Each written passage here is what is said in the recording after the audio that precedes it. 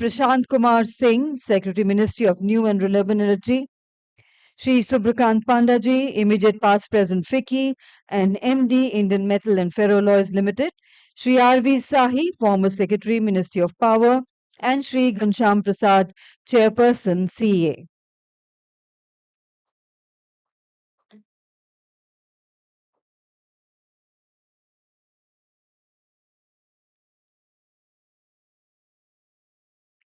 Namaskar and good morning. Honorable Chief Guest, Shri Manohar Lalji, Honorable Cabinet Minister for Power, Government of India. Our guest of honor, Shri Shripad Yesso Naik Ji, Honorable Minister of State for Power and New and Renewable Energy, Government of India.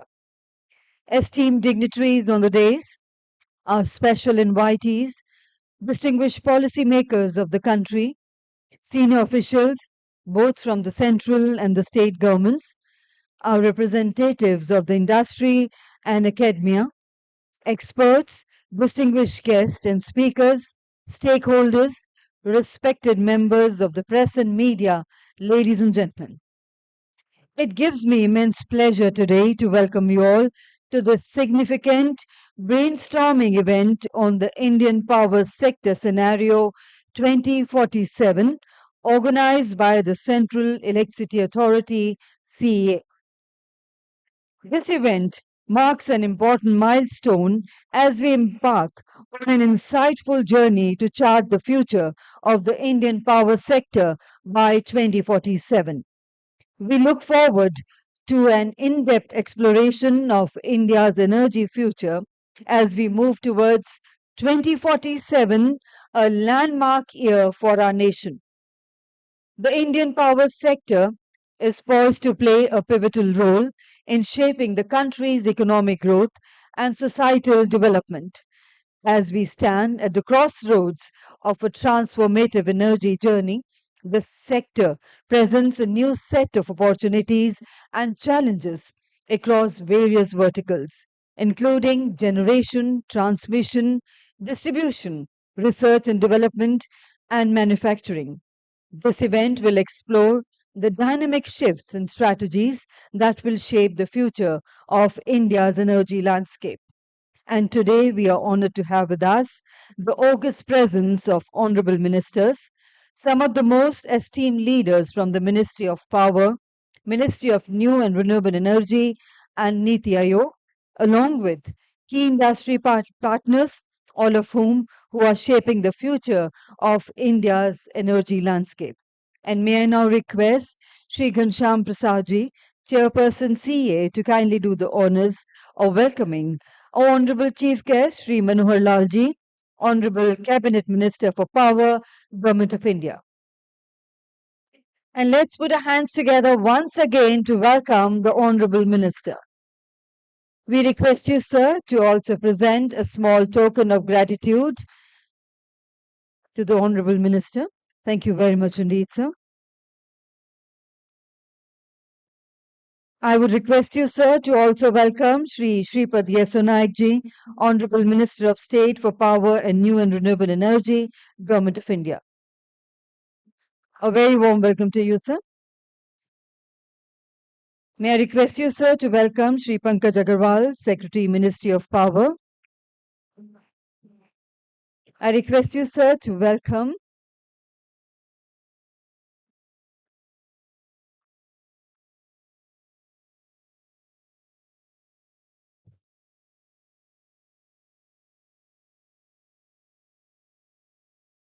May I request you, sir, to welcome Ms. Debashri Mukherjee, Secretary, Department of Water Resources. A very warm welcome to you, ma'am.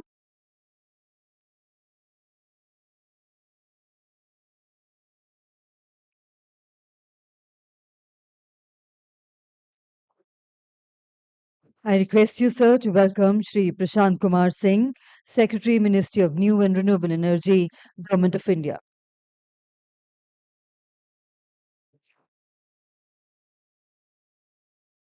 Request you, sir, to present a token of gratitude also.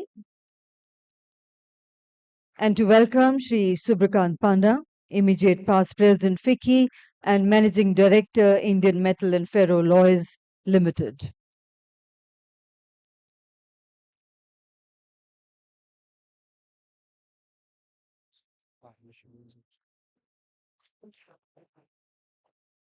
I request you, sir, to welcome Shri R.V. Sahi, former Secretary, Ministry of Power, Government of India. A very warm welcome to you, sir.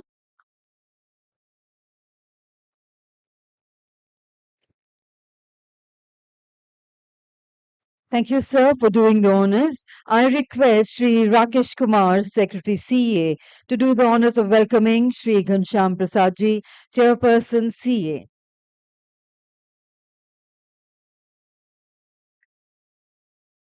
And ladies and gentlemen, before we officially begin the proceedings of today's event, let us start with a sacred ritual that symbolizes the dispersal of darkness and the dawn of knowledge, the lighting of the ceremonial lamp. I would now request the Honorable Minister and esteemed dignitaries on the dais to kindly do the honors of lighting the ceremonial lamp and formally inaugurating today's event.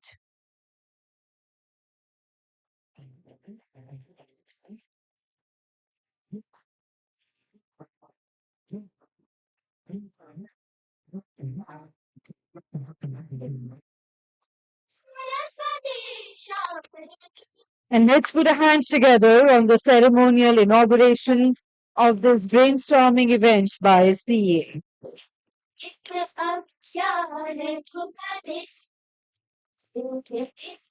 Doing the honors, our guest of honor, Shri Sita Vyasanayaji.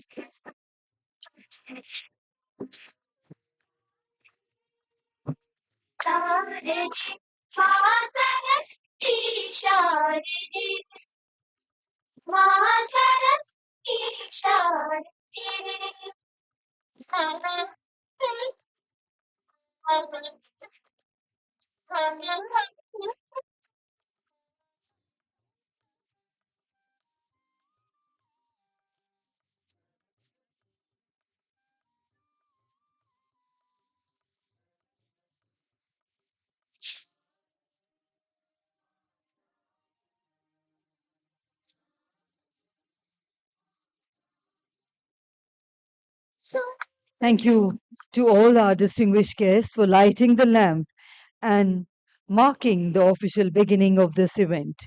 May this ceremony inspire us to work towards a brighter, more sustainable future for the India's power sector.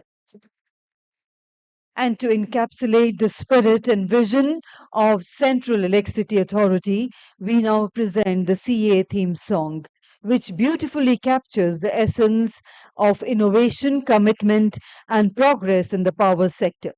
This song is a tribute to the tireless efforts of the stakeholders who are working together to ensure a resilient and a future ready energy ecosystem of India.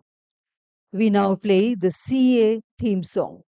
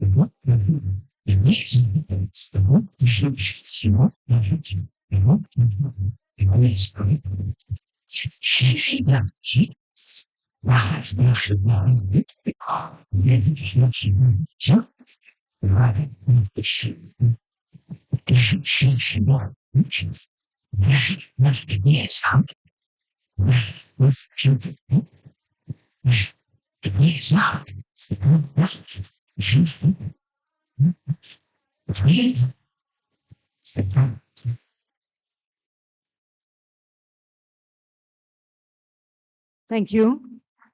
And now to formally begin this session, it is my honor to invite Sri Ghanshyam Prasadji, Chairperson, Central Electricity Authority, CEA, for the welcome remarks. And let's put our hands together, ladies and gentlemen, to welcome Sri Ghanshyam Prasadji.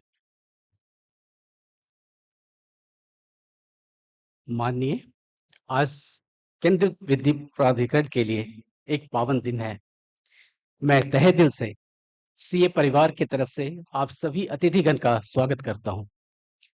Honourable minister of power, housing and urban affairs Shri Manohar Lal ji, honourable minister of state for power, new and renewable energy Shri Shripad Yesso Naik ji, secretary ministry of water resources, river development and Ganga rejuvenation Devashree Mukherjee ji, secretary ministry of power Pankaj Agarwal ji, secretary ministry of new and renewable energy Shri Prashant Kumar Singh ji, Shri Shubhrakant Panda, former president FICCI, and Sri R.V. Sahi ji, ex-secretary power, and all the esteemed leaders of power sector who are seated off the dais, my colleagues from Ministry of Power, CEA, CMDs of various state utilities, power utilities, CPSUs, officers from state government, state power utilities, regulatory commissions, friends from FICCI, APP, CBIP, SOCHM, CII, APTA,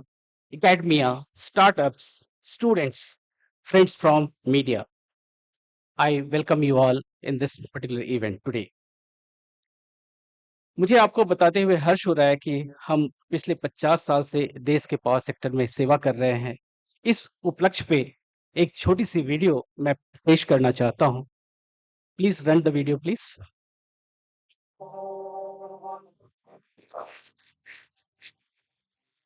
Electricity is powering, driving many dreams of Bharat. Being technical arm of the Ministry of Power, Central Electricity Authority is steering the power sector to new heights. CEA is leading the transformation with aim to create a sustainable, efficient, and consumer-centric power sector in Bharat. The power sector needs consistent attention, monitoring, and regulations to perform at its best. Status of a statutory body empowers CEA to exclusively shoulder these responsibilities along with other related mandates. True to its role as a national apex body of power sector, it provides technical support and advises government ministries, regulatory bodies, and various stakeholders. CEA is a driving organization to enable the light up of lives in pursuance to its mission, ensure reliable 24/7 power supply of adequate quality to all consumers in the country. Under the visionary leadership of the Honorable Prime Minister Shri Narendra Modi, CEA is delivering sustainable solutions in power sector to fulfill the goals set for 2047 and the dream of Atmanirbhar Bharat. To design, develop, and drive a diversified power sector in Bharat, CEA is guided by Honorable Shri Manohar Lal Ji, Union Minister of Power and Housing and Urban Affairs. Soon after independence, the Parliament enacted Indian Electricity Supply Act 1948 to accelerate economic growth and improve quality of life of its people. Under the Act, Central Water Power Commission was established and later bifurcated into two organizations, namely CEA and CWC in October 1974. CEA was revamped after the enactment of the Electricity Act 2003 to play a redefined and greater role in power sector. Over the years, CEA has grown into a vibrant and dynamic body with a robust presence across Bharat. Chairperson leads the team CEA with 7 members who head respective technical wings. In turn, around 40 technical divisions support technical wings under the guidance of respective chief engineers. The CEA functions through its headquarters at New Delhi with Pan Bharat presence through its regional offices, RPCs, RIOs, and RPSOs. The CEA is manned by Central Power Engineering Services cadre, selected through prestigious Engineering Services examination and duly appointed by the Honorable President of Bharat. CEA's diversity is its greatest asset, with women at the forefront. Currently, out of 385 officers, there are 49 female officers empowering the energy sector. CEA's regulations aim to enhance the performance of power systems by emphasizing efficiency, quality, reliability, and safety, ultimately leading to a more optimized, consistent, and secure power supply. Abiding to its consumer-centric approach, CEA is dedicatedly monitoring electricity rights of consumers rules 2020 through exclusive Upabhokta Adhikar Upadhi portal. CEA is actively promoting development of vibrant power market in Bharat through its synergistic and catalytic activities. An important component of energy transition is proliferation of electric vehicles. To ensure certainty in EV charging rates, CEA recommended ceiling rate to be levied by the charging stations from electric vehicles, which has been notified by the Ministry of Power. National Power Portal created by CEA captures data on all Bharat bases, which helps in preparation of reports and dissemination of information to stakeholders, academic, researchers, industries, developers. To facilitate timely completion, CEA lends extensive support and services for monitoring of power projects and schemes. CEA also keeps an eye on coal stocks and gas supply in thermal power plants for maintaining fuel security. Through its comprehensive R&D activities, CEA promotes technical research and innovations in various aspects of generation, transmission, distribution, and trading of electricity. Load Generation Balance Report is another vital document which helps DISCOMs to tie up capacity from various sources in short term. Based on the electricity demand projection, a national electricity plan is prepared for generation and transmission every 5 years. It provides a national perspective for generation capacity addition and commensurate transmission requirement. To meet the needs of Bharat's rapidly growing population, The power sector must prepare for a substantial increase in electricity demand, with projections indicating a threefold rise. For advanced commissioning of transmission system, a report by CEA elaborates transmission strategies for integration of over 500 gigawatt non-fossil fuel-based generation capacity by the year 2030.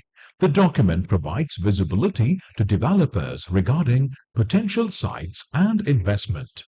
Addressing a critical concern, CEA has framed guidelines for resource adequacy planning for short and long terms for the first time. CEA is handholding states in data collection, power system modeling, and is also carrying out state-specific resource adequacy studies. CEA had been a major driving force in the development of all 5 regional grids, leading to national grid to ensure seamless flow of power across Bharat. The vision for One Nation, One Grid, One Frequency, One Price is now a reality. Continuous monitoring and coordination between various power utilities by CEA and its sub-offices ensure safe, secure, and reliable operation of grid. The availability of power to consumers improves significantly. To strengthen international cooperation, Indian grid is also connected to neighboring countries. CEA is taking leading role in cross-border transaction of electricity. BIMSTEC Energy Center is set up in Bengaluru to coordinate, facilitate, and strengthen cooperation in the energy sector in the BIMSTEC region. Chairperson of CEA gets the coveted position of its first executive director.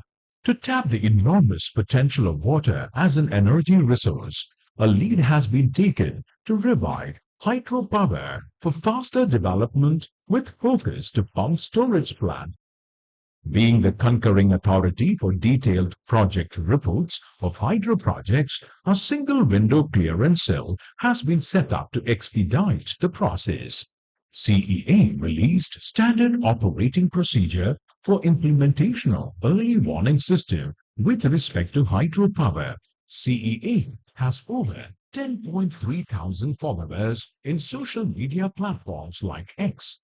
Events like Electrical Safety Day and Lineman Divas organized by CEA for electrical safety awareness. Protecting power system from cyber attacks is one of the prime concerns. In this regard, CEA has prepared Cyber Security Guidelines 2021 with an objective of creating mechanisms for security threat early warning, vulnerability management, and response to security threats, creating cyber security awareness, strengthening the regulatory framework, in turn reducing cyber supply chain risks in power system.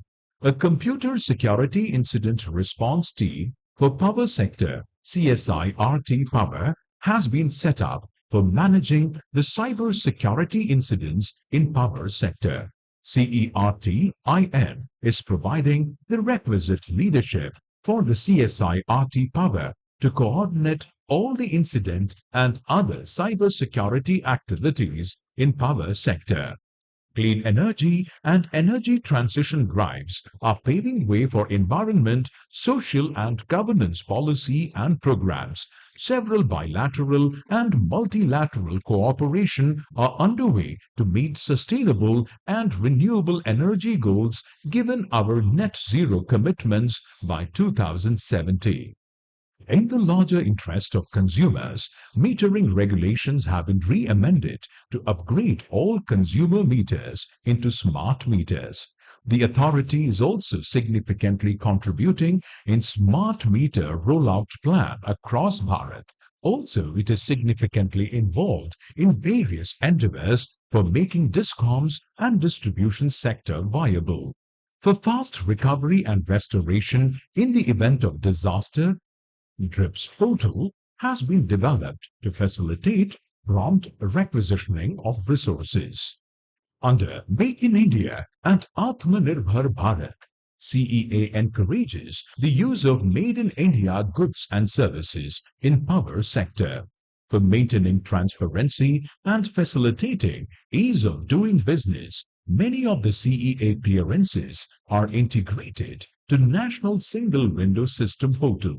On the proud moment of its foundation day, CEA pledges to further transform Indian power sector to a world-class standard with a vision clean and quality power to all, prosperity to all.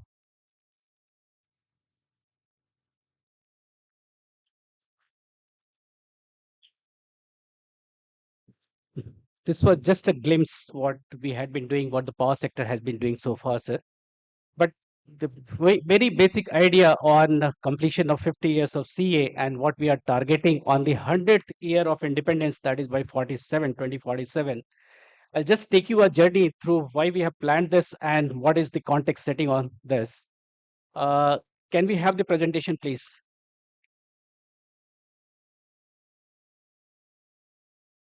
Yeah. So, sir, if you see 1947, when we really got independence, that time the peak demand was just 1 gigawatt. And the year when the CA was formed, the demand went to 16 gigawatt. And now we are sitting at 250 gigawatt, and we are targeting to almost see the triple demand, almost 708 or 750, could be around 750 in a time frame of 2047, which means that we'll have to have an installed capacity starting from 1 gigawatt at the time of independence to at the time of CA formation around 18 gigawatt, taking CA had been contributing from 75 till 24 to taking it to 453 gigawatt, and now we would like to triple this capacity, 5 times this capacity, roughly around 2053 by 2047.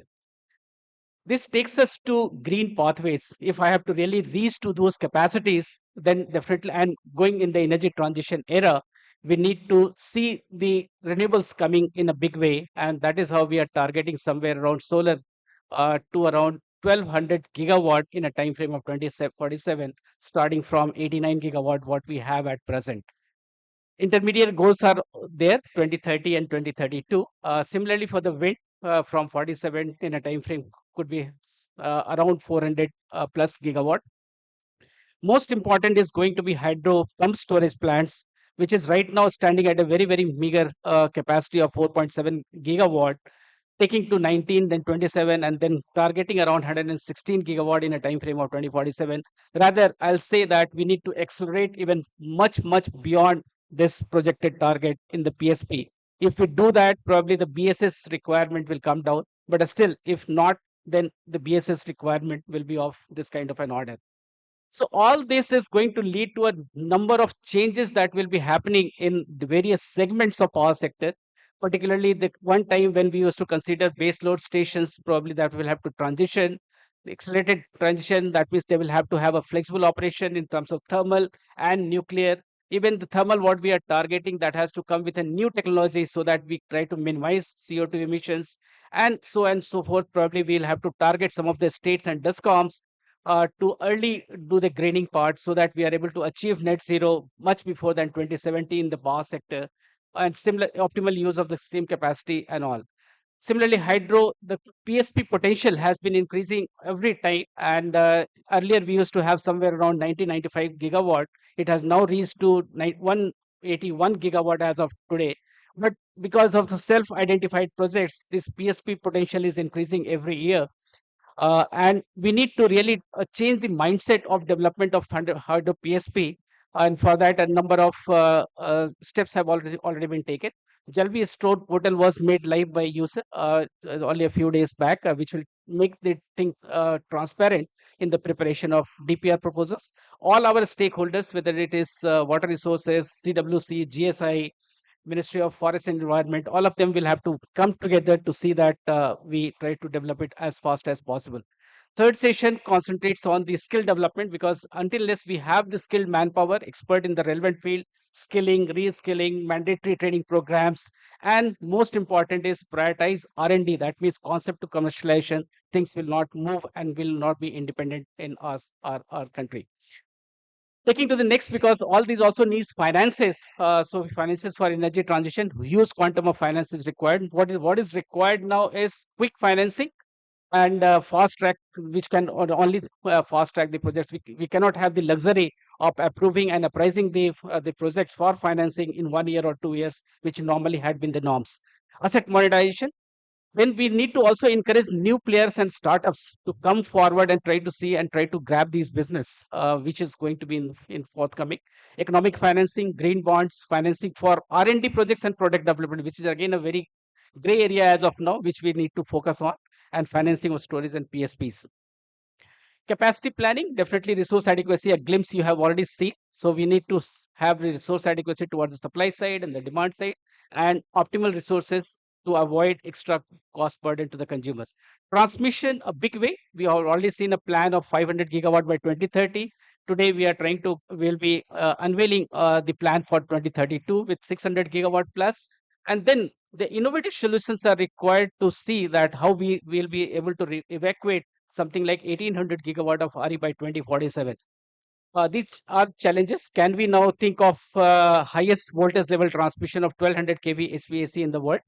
So underground cables, subsea cables, advanced use of advanced equipments and technology, some of them are being used, but can we do some more research on that? Disaster related infrastructures and all can really keep on coming. Similarly, in the distribution areas, uh, which will lead us sometimes, someday or the other, to have the enabling choice to electricity, smart meters, artificial intelligence, machine learning. Most important, hotline maintenance, can we not start in the distribution as well, so that reliability of supply can be maintained? Smart maintenance, smart grid forming inverters, vehicle to grid, peer to peer, communication, space optimization, use of storage and distribution. Huge amount of plethora of things are waiting in distribution areas, which we need to take it forward.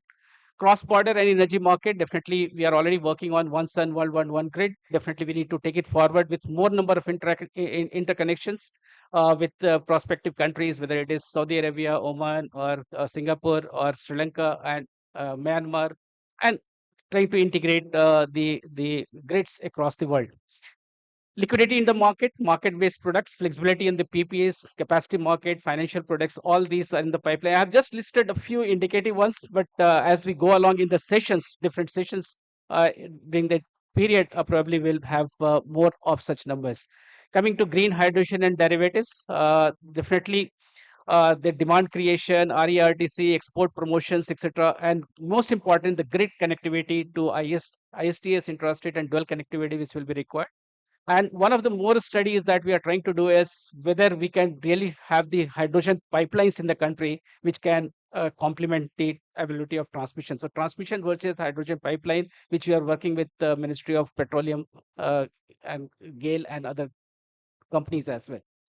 Make in India definitely is a target, and the CA plans, whether it is generation, transmission, and distribution, what we are going to unveil after a few months from now. These plans definitely gives a good visibility to all the equipment manufacturers, industry, what is going to be the requirement, when it is going to be required, and they prepare themselves to take care of and to meet the requirement in the country. Uh, Coming to the challenges, there are certain challenges as well. There are supply chain, CRGO, HVDC equipment, transformers, reactors. All these are challenges, but these are some of the very indicative numbers that I have a list I have mentioned here. But definitely, as we go along, we need to focus on each and every elements of these and try to see that this supply chain is ensured, quality is maintained, resilience supply chain is there, and green footprint in the supply chain is also maintained, etc., etc. All these sessions, 10 sessions that we'll be having will culminate into a validity session where the recommendations will be there, and where we are targeting the roadmap and the pathways for 2047, net zero before 2070 for power sector, energy independence, security, and be the world leader in all segments of power sector, affordable cost of supply for consumers. Golden Jubilees, I think we have the time has come to take a pledge on the 50th year of CA, what we are targeting in next 23 years, that is by 2047, to make world-class Indian power sector earlier to attaining 100th years of independence, that is 2047. And this can happen if by only collaborative approach of all the stakeholders, and together we can place to do this. And I think the full house today shows the coherence of all these stakeholders of the power sector, and I'm sure that we all can do it. Once again, with that, I welcome all the dignitaries and participants for this function. Thank you so much. Thank you, Shekhan Prasad ji, for your welcome remarks and for setting the stage for the important discussions. Your leadership at CEA continues to drive innovation and sustainable growth in the India's power sector. And ladies and gentlemen, now we come to a significant moment in today's session, which is the launch of the National Electricity Plan Transmission.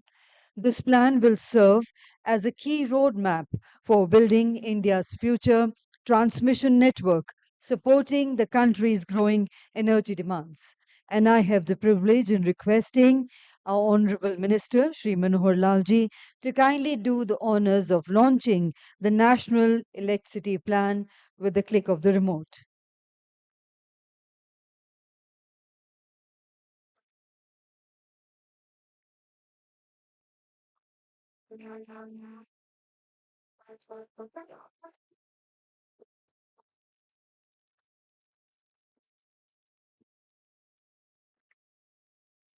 The National Electricity Plan for Transmission covers the detailed transmission system development plan for the period 2023 to 2032 and has been prepared in consultation with various stakeholders. Keeping in view the energy transition goals of government, the National Electricity Plan covers the transmission plan for achieving 500 gigawatt of renewable energy installed capacity by the year 2030 and over 600 gigawatt of renewable energy installed capacity in the country by the year 2032. The transmission plan also provides transmission system for integration of 10 gigawatt of offshore wind farms off the coast of Gujarat and Tamil Nadu. Keeping in view the requirement of storage systems, with integration of renewable energy, transmission system has been planned considering 47 gigawatt of battery energy storage systems. Transmission system has also been planned for 31 gigawatt of pumped storage plants, mostly located in Andhra Pradesh, Karnataka, Uttar Pradesh, Maharashtra and Rajasthan. Storage system reduces the requirement of transmission and increases its utilization. Transmission system has also been planned for delivery of power to the green hydrogen and green ammonia manufacturing hubs in the country as a part of Greening the Islands initiative. Electricity interconnection between Paradip and Port Blair has been planned through undersea cable. As per the plan, over 1,90,000 circuit kilometer of transmission lines and 1,270 GVA of transformation capacity is planned to be added during the 10-year period. The interregional transmission capacity is planned to increase to 143 gigawatt by the year 2027 and further to 168 gigawatt by 2032. The transmission plan also highlights cross-border interconnections, new technology options and skill development in transmission sector. The transmission plan provides visibility to the investors of the massive investment opportunity of over 9 lakh crore rupees in transmission sector.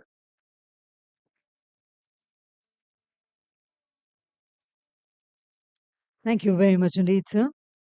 May I also request the Honorable Minister and dignitaries on the dais to kindly do the honors of releasing the National Electricity Plan transmission.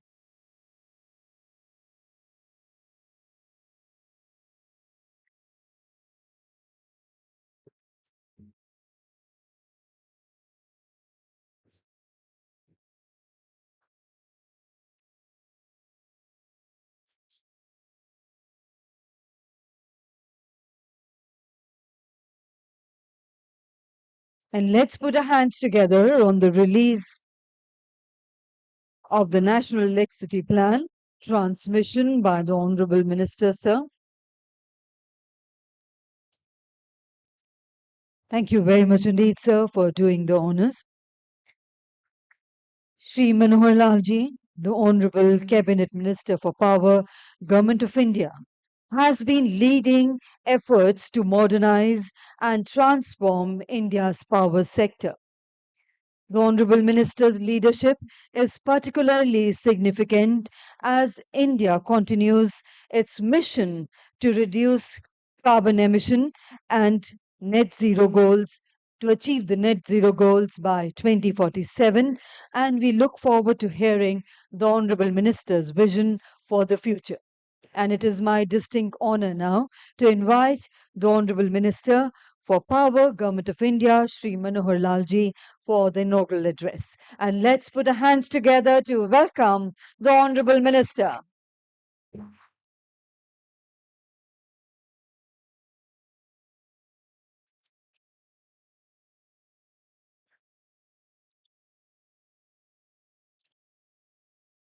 हमारे ऊर्जा एवं MNRE के minister of state मान्यवर श्री श्री यशोर नायक जी,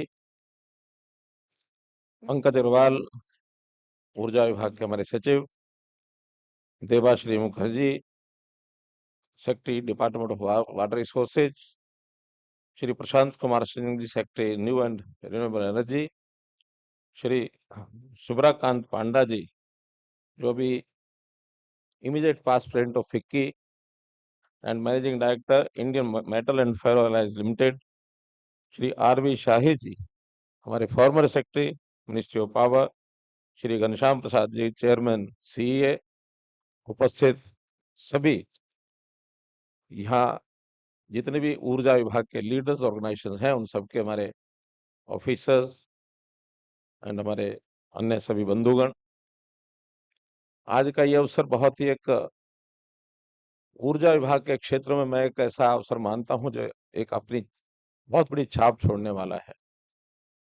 CA द्वारा हमारा जो 2047 तक का जो परिदृश्य है ऊर्जा विभाग की यानी ऊर्जा क्षेत्र की जो हमारा सिनेरियो हमारा जो परिदृश्य बनने वाला 2047 तक कि कितनी हमारी डिमांड होगी, कितनी हमारी कैपेसिटी होगी और उस सारे का एक तालमेल, क्योंकि जनरेशन, डिस्ट्रीब्यूशन और ट्रांसमिशन इन सब का तालमेल बैठा करके कैसे हम देश को एक अग्रणी स्थान पर ले जा सकते हैं। इस कॉन्क्लेव में जैसा बताया गया कि कुल 2 दिन 10 हमारे सेशंस होंगे और अलग अलग पहलुओं पर हम सब विचार करेंगे। मैं समझता हूं कि एक बहुत महत्वपूर्ण ये अवसर अपने लिए होने वाला है। हम जैसा जानते हैं कि अपना देश दुनिया का सबसे बड़ा लोकतंत्र है और बढ़ती हुई तेज गति से जो अर्थव्यवस्थाएं विभिन्न देशों की हैं और हमारी जितनी भी जरूरतें हैं, डिमांड्स हैं, व्यक्ति को उसका जीवन सुलभ करने के लिए एक समय था कि जब केवल प्राकृतिक चीजों पर ही हम निर्भर रहते थे, लेकिन उन आवश्यकताओं में अगर सबसे तेजी से बढ़ने वाली आवश्यकता वो अगर ध्यान में आती है इस सदी की तो है ऊर्जा। ऊर्जा हमको प्राकृतिक तो मिलती है, लेकिन उसका एक ट्रांसफॉर्मेटिव तरीके से उस ऊर्जा का यानी उसका प्रकार बदल करके भी जो बिजली जिसको ऊर्जा जिसको क्षेत्र कहते हैं उसके नाते से भी उसकी उपयोगिता आज देश और दुनिया में ये बढ़ती हुई दिखाई दे रही है। कुल मिलाकर हमारी अर्थव्यवस्था दुनिया की 5वीं व्यवस्था बन गई है और उससे भी बढ़कर के अगर हमारी क्रय शक्ति क्षमता परचेजिंग पावर कैपेसिटी ये दुनिया की 3री बड़ी शक्ति हम लोग बन गए हैं। तो इस नाते से हमारा उद्देश्य सस्टेनेबल डेवलपमेंट के लक्ष्य को प्राप्त करना और हमारे नागरिकों को ऊर्जा की सुरक्षा सुनिश्चित करना ये हमारे लिए एक बहुत बड़ा महत्व का बिंदु है। मित्रों, 2047 तक अमृत काल का ये जो 25 साल का ये समय है, इसमें अपने देश को विकसित भारत करने का जो एक लक्ष्य प्रधानमंत्री जी ने हमारे सामने रखा है उसको पूरा करने के लिए और दुनिया के लेवल पर एनर्जी डिमांड में मैक्सिमम वृद्धि दर इसकी संभावना हमारे यहाँ पर्याप्त है। तो बिजली की बढ़ती हुई मांग को स्थायी रूप से पूरा करने के लिए और हम लोग जो है इसका हमें पूरा विश्व यानी जिस प्रकार से नवीकरण ऊर्जा रिन्यूएबल एनर्जी की तरफ बढ़ रहा है, उसको भी ध्यान में रखते हुए हमको अपनी सारी योजनाएं बनानी है। जलवायु परिवर्तन, ये भी अपने आप में एक चुनौती है, तो उस चुनौती में कई प्रकार के लक्ष्य को पूर्ति करने में बाधाएं भी आने वाली हैं। उन बाधाओं को और हमारे रिसोर्सेस, उसको भी ध्यान में रख करके हमको आगे बढ़ना होगा। आगे की योजनाओं को बनाते समय पिछला जो 1 दशक है, इसमें पर्याप्त हमारे जो प्रयास हुए हैं, उस प्रयासों को भी ध्यान में रख करके हमको आगे की अपनी आउटलाइन बनानी होगी, अपनी रूपरेखा तैयार करनी होगी। और हम जब पावर डेफिशिएंट थे, उस स्थिति को बदलते हुए आज हमने अपने आप को पावर सरप्लस की स्थिति में पहुंचाया है। इसके लिए पूरा विभाग, पूरे सभी डिपार्टमेंट, संबंधित डिपार्टमेंट सभी बधाई के पात्र हैं। मित्रों, हमारी जो उपलब्धियां हैं हमारे सबके सामने हैं कि 450 गीगावाट की क्षमता ये हम प्राप्त कर चुके हैं, और जैसा बताया इसी वर्ष में हाईएस्ट हमारी जो डिमांड है 250 गीगावाट, ये हमने उसकी पूर्ति भी की है। अब इसमें एक बड़ा जो अंतर आगे चल करके आने वाला है कि कैपेसिटी और हमारी जो डिमांड, उसकी जो सप्लाई है, उसका रेशो अभी तक 50% चल रहा है। लेकिन जैसे-जैसे रिन्यूएबल क्षेत्र में हम आगे बढ़ेंगे, वैसे-वैसे ये रेशो बदलने वाली है, क्योंकि रिन्यूएबल यानी एनर्जी के जो सोर्सेज हैं, उसकी कंटिन्यूटी नहीं रहती है, खास करके सोलर में हम देखते हैं। तो उसमें हमें अपनी कैपेसिटी को और थोड़ा-सा ज़्यादा बढ़ाना पड़ेगा हमारी सप्लाई के हिसाब से। जैसे अभी प्रेजेंटेशन में दिखा रहे थे कि 2047 तक हमारी डिमांड जो है वो 708 गीगावाट ये बताई गई है। लेकिन वहीं हमने कैपेसिटी अपनी बढ़ानी होगी 3 टाइम्स, यानी 2100 गीगावाट। अभी जो डबल है उसको ट्रिपल करना होगा। तो इस नाते से भी ये हमारे लिए बहुत चैलेंज है। हम ट्रांसमिशन नेटवर्क में दुनिया के सबसे बड़े राष्ट्रीय सिंक्रोनस ग्रिड के रूप में हम स्थापित हो चुके हैं। तो ये भी अपने आप में एक हमारी बहुत बड़ी उपलब्धि है। 2030 तक नॉन फॉसिल जो हमारी एनर्जी है, उसका जो हमने टारगेट रखा है कि 500 गीगावाट, ये हमारा टारगेट उस समय तक है, जो आज शायद 250 तक लगभग है, 240। आज रिन्यूएबल एनर्जी का हमारा कैपेसिटी 240 है, तो इसको भी हमको डबल करना होगा उस समय तक। और इसमें कार्बन एमिशन, ये भी एक बड़ा विषय है, उसको भी हमको सबको ध्यान में रख करके अपनी योजनाएं बनानी होंगी।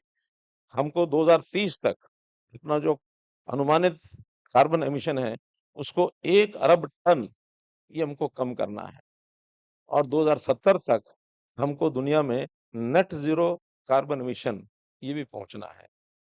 भले ही पीरियड बहुत है, टारगेट लंबा है, उस समय तक बहुत सी जो कठिनाइयाँ उसको हमको पार करना पड़ेगा, लेकिन फिर भी हमारा संकल्प ये सब हमको इस दिशा में ले जाएगा। और इस संबंध में निश्चित रूप से सीए यानी केंद्रीय विद्युत प्राधिकरण जो हमारा जिसके नेतृत्व में आज ये कार्यक्रम हो रहा है, मैं उनको अपने बिजली क्षेत्र में जो अमूल्य योगदान है, इसको बहुत-बहुत बधाई देता हूँ, बहुत-बहुत प्रशंसा भी करता हूँ। हमारे जो के सीए के जो जितने भी हमारे विशेषज्ञ हैं, उनका जो मार्गदर्शन है, वो इस क्षेत्र में अपनी बहुत महत्वपूर्ण भूमिका ये निभा रहा है, आगे भी निभाता रहेगा। अभी सीए की 2032 तक का जो रिसोर्स एडुकेशन प्लान इन्होंने जो बनाया है, उसकी भी मैं बहुत सराहना करता हूँ, जिसमें सभी राज्य, सभी डिस्कॉम, उनकी भी अपनी भूमिका जो है वो बनेगी। सीए का जो पावर जनरेशन के लिए नेशनल इलेक्ट्रिसिटी प्लान जो अभी जिसका लॉन्च किया गया है, इसके लिए भी मैं आपको बहुत-बहुत बधाई देता हूँ। मित्रों, इस प्लान को शुरू करने के लिए हमें यकीन है कि राज्य सरकारें और निवेशक, उनको भी एक बहुत बड़ी यानी सहूलत इसमें मिलेगी, ताकि इस प्लान के अंतर्गत, क्योंकि हमारे इस पूरे काम में केवल केंद्र सरकार का हमारा ऊर्जा विभाग अथवा रिन्यूएबल एमएनआरई इतना ही पर्याप्त नहीं है। इसमें हमारे पीएसयूज के साथ प्राइवेट पार्टनर्स और स्टेट गवर्नमेंट्स, उनका भी योगदान चाहिए।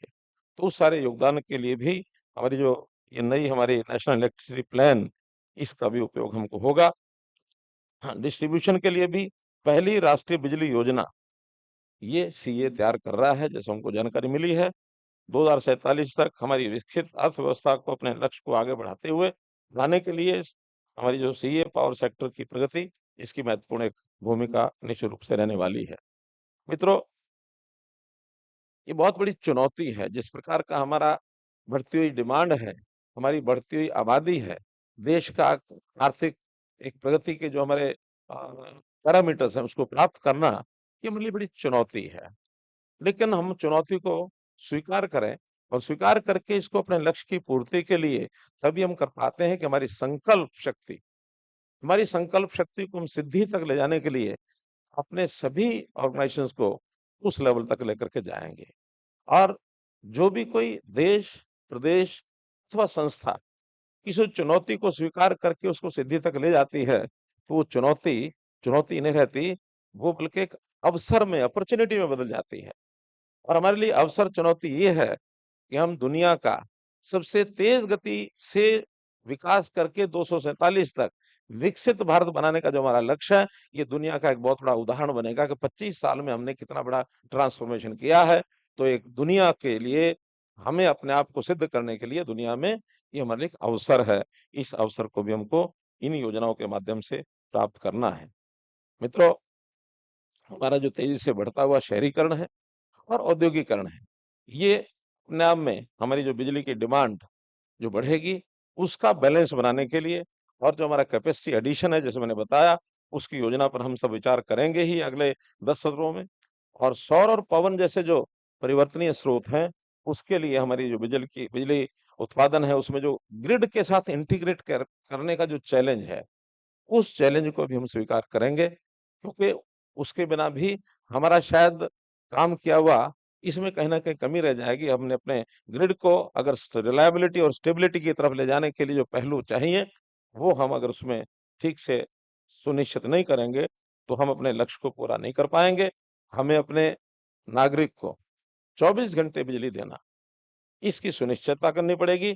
और इसके लिए भी हमें जो स्टोरेज की व्यवस्था है, चाहे वो पंप स्टोरेज है, बैटरी स्टोरेज है, उसके बिना भी हम अपना रिन्यूएबल एनर्जी को प्राप्त करके और उसका उपयोग करना शायद संभव नहीं होगा।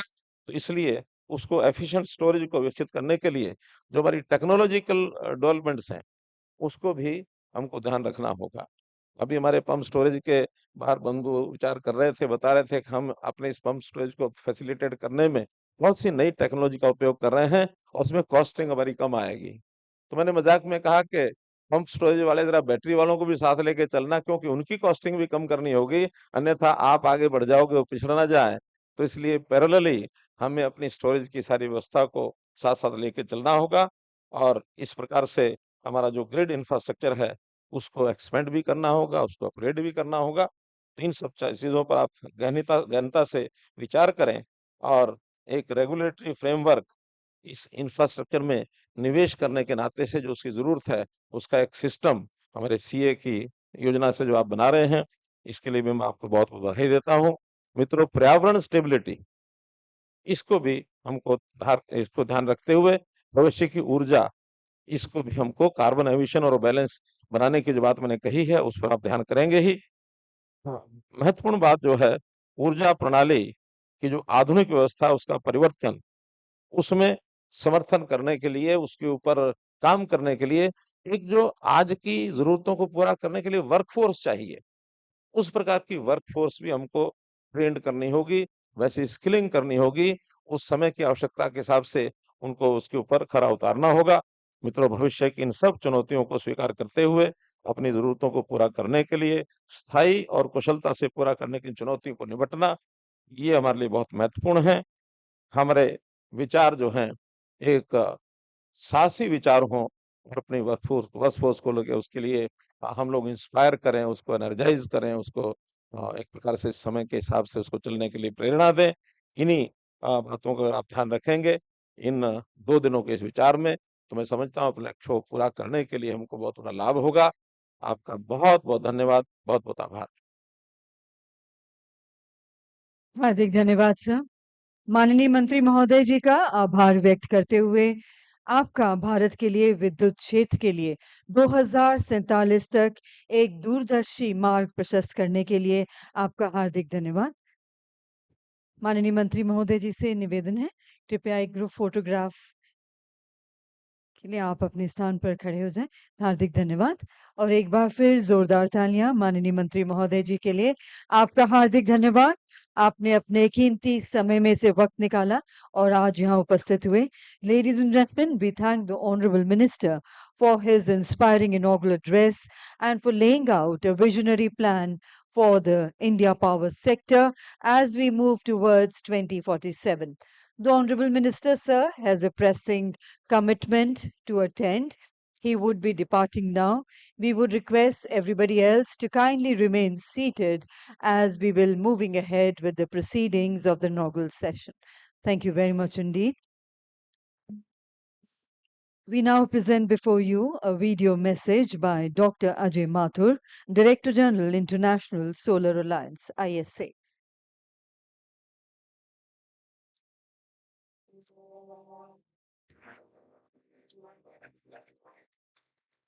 I want to congratulate the Central Electricity Authority on 50 years of very eventful existence. During these years, you have brought electricity planning into the heart of the overall policy of the Government of India. Through the electricity demand estimates that you do periodically, and more recently, through the program for universal electrification, you have enabled electricity to meet the demands of the country. I'm very sure that in the years to come, we will continue to provide that kind of leadership. At the ISA, we are very proud to be working with the Central Electricity Authority on the One Sun, One World, One Grid program. And we look forward to the CEA providing the technical background, the technical inputs that are needed for the program to take ahead. We also see that as we move ahead, we will need to see how the grid can absorb an increasing amount of renewable electricity. So two things are important. One, of course, is that there's enough renewable capacity. And the second is that it is cost effective and meets our needs across the day. We therefore need to work towards seeing the optimal mix of solar and wind and battery. We go up to scale.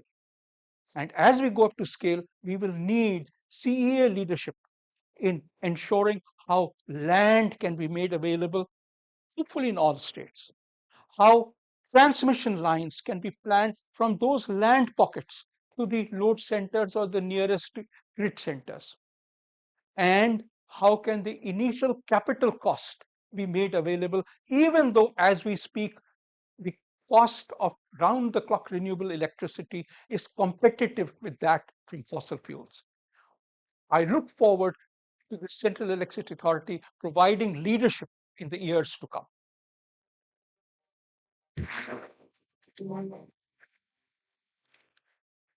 We thank Dr. Ajay Mathur for that wonderful message.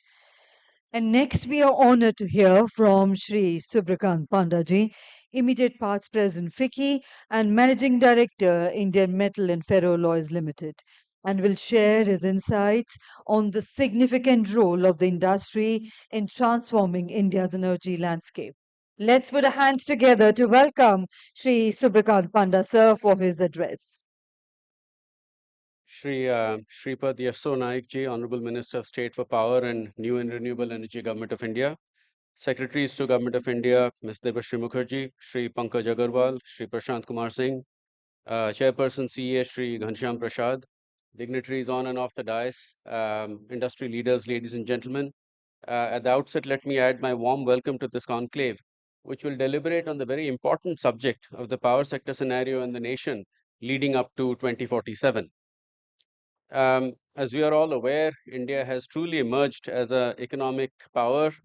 It is the world's fastest growing large economy, which is currently the fifth largest on the basis of sustained reforms and enhanced ease of doing business.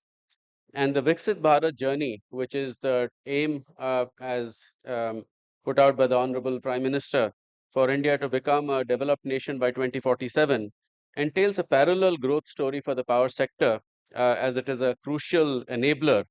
And historical data shows that there is a very high degree of positive correlation between GDP growth and rise in energy consumption, which is but obvious.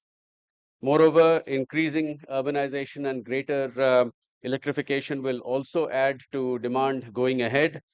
And as we all know, power is the backbone of the economy, and reliable and continuous supply is crucial to attract investment, to foster industrial growth, and to support the various sectors which are, which will contribute to the nation's growth trajectory.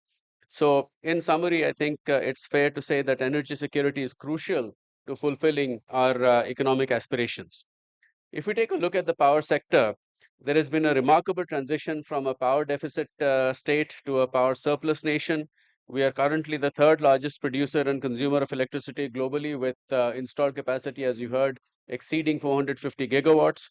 And while conventional energy will play a key role in ensuring baseload energy security, the long-term focus will clearly be on accelerating the transition to clean energy so as to reduce carbon emissions and achieve net zero by 2070. So for this to happen, massive investments are required and policy measures to electrify even the most remote corners of the nation have been taken. And if I specifically look at the renewable energy outlook, India has achieved the fastest pace of renewable energy capacity addition amongst all major economies. It is the fourth largest installed RE capacity in the world with about 205 megawatts. But going ahead, the landscape will be very different in 2047, as you saw from the projections made by Shri Prasad in his presentation. And of course, this will incorporate both energy storage solutions and green hydrogen in addition to all the other sources of renewable energy that we are aware of. All of this has been made possible due to the significant initiatives undertaken by the government of India and the policy measures to aid this process, starting with 100% FDI in renewable energy, which have led to renewable energy parks being established, green energy corridors.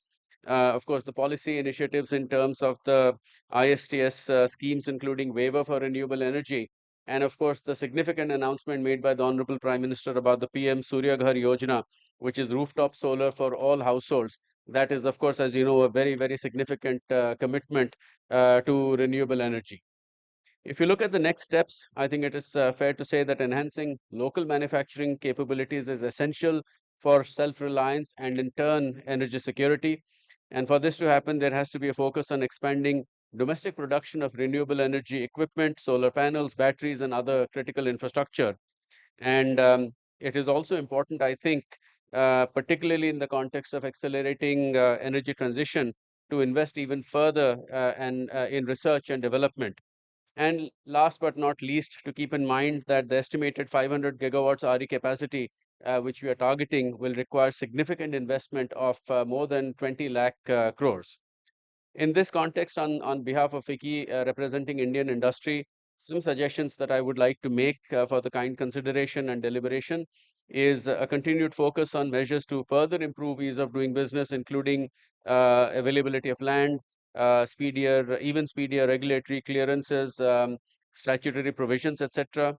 Of course, extension of ISTS waiver, given the difficulties in power evacuation infrastructure, which has been, which have been seen, and timely strengthening of transmission and power evacuation systems.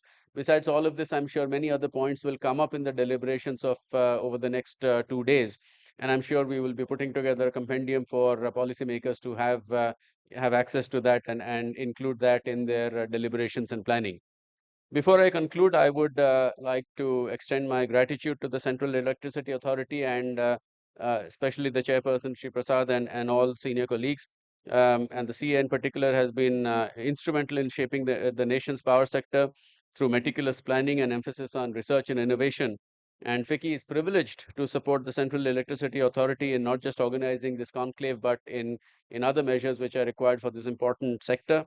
I'm sure, as I said, there'll be enriching deliberations over the course of the next 2 days, which will lead to a strategic roadmap. I'm grateful to the honorable ministers, especially the Union Minister, Shri Manohar Lal, who was here with us despite a very busy schedule. Shri Naik is, of course, continuing with us. Senior representatives of the central and state governments for their presence and support for this conclave. So a warm welcome to all of you again, and thank you. Thank you, Shri Shubhakant Panda, sir, for your insightful address and for highlighting the role that industry collaboration will play in achieving India's energy goals for 2047. Now we present a video message by Shri Kesuke Sadamori, Director, Energy Markets and Security, International Energy Agency, IEA.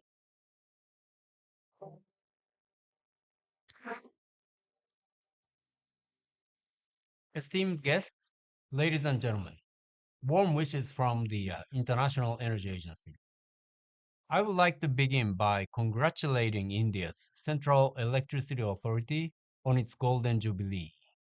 CEA has been instrumental in India's energy sector over the past 50 years, playing a key role in enabling cross-border electricity trade, integration of renewables, and promoting clean energy innovation. The IEA's analysis clearly finds that a new global energy economy is emerging. The global energy crisis provided a pivotal moment for clean energy transitions worldwide. For India, IEA analysis finds that post-COVID India's electricity demand is rapidly growing. However, to meet this rising demand and ensure secure and efficient uptake of solar PV and wind, stronger integration measures are needed. The remarkable increase in renewable capacity cannot be fully realized without stronger efforts to support their integration into power systems. To address exactly this topic, the IEA recently released a report on integrating solar and wind, a first of its kind global stocktake of efforts to integrate variable renewables across 50 power systems, identifying best practices and key emerging challenges. We believe that international collaboration is vital to make progress on this front, and therefore, the IEA co-founded RETA, the Renewable Energy Transition Accelerator, which brings together more than 40 regulators from across the world to speed up the transition to sustainable, secure, and affordable energy systems through knowledge sharing. I would like to end by emphasizing that the IEA cherishes its long-standing collaboration with CEA and is committed in supporting India in achieving a secure, affordable, and clean energy transition.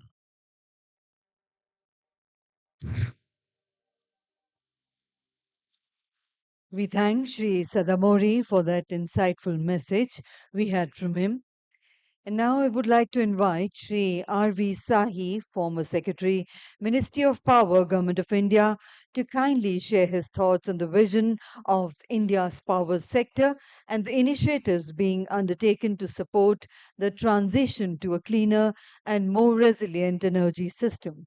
Ladies and gentlemen, let's put our hands together to welcome Sri R.V. Sahi.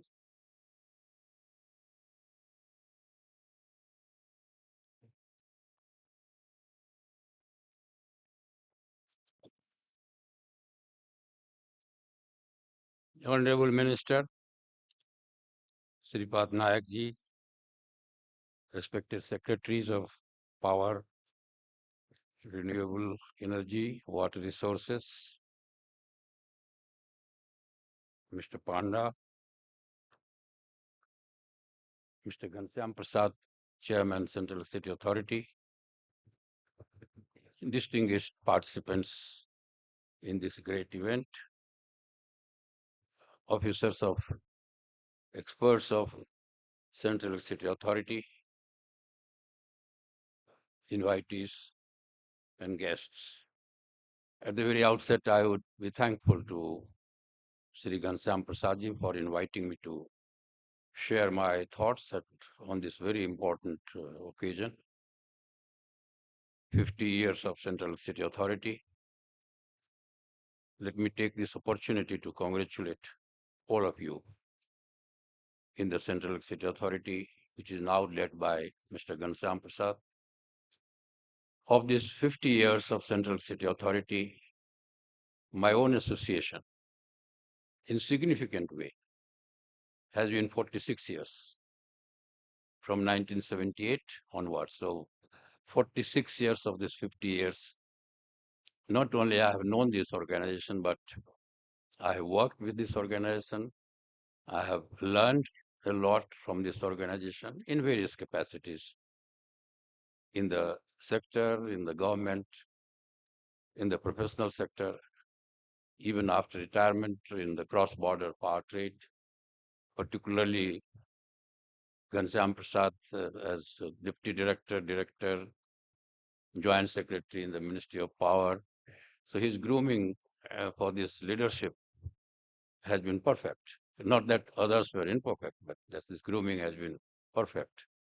And therefore, the right leadership is being provided with proper support, for proper suggestion and guidance from equally able Power Secretary, Mr. Pankaj Agarwal, who also I have introduced him elsewhere, a person who has worked at the grassroots level in the most difficult, challenging sector of power, that is distribution, when I knew him. Therefore, let me congratulate, and this celebration is well deserved. I have also always looked upon this organization as a think tank, as a policy support to the government, a great resource, a resource which normally is not available in most other ministries. Perhaps this may be a unique resource with the power ministry. And it's not only power ministry. Since power ministry is the nodal ministry for power, atomic energy, renewable, a whole range. They support systems from coal, from water resources, because I was talking to the Water Resources Secretary that this would be 50 years of celebration for CWC as well. And she checked up that CWC recognized themselves to be starting from 1945. And therefore, of course, CWC and CEA both were sort of separated from the original parent organization. So once again, I congratulate all of you, and the country looks forward to, not on the basis of just expectation, but on the basis of what you have done and the way you have supported the policy making, not only policy making, even in monitoring and proper guidance for the whole sector and all the related sector as well.